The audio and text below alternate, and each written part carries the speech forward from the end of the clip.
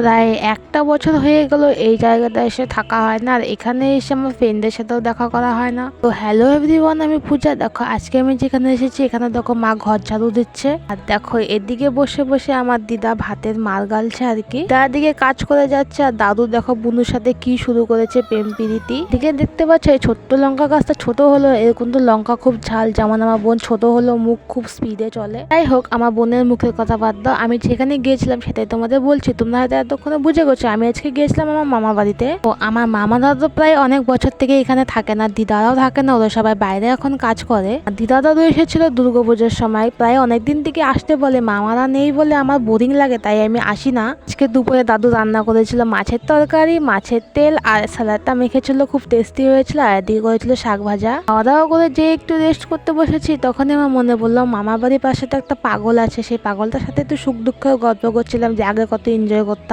একটু আড্ডা মারলাম, এবার তো বাড়ি যেতে হবে কারণ আমার আবার টিউশনই আছে। আর এদিকে দেখো আমার মা আর বোন আমাকে ছাড়াই গল্প করে যাচ্ছে। বাই, দেখা হচ্ছে নেক্সট ব্লগে। ভিডিওটা ভালো লাগে লাইক করে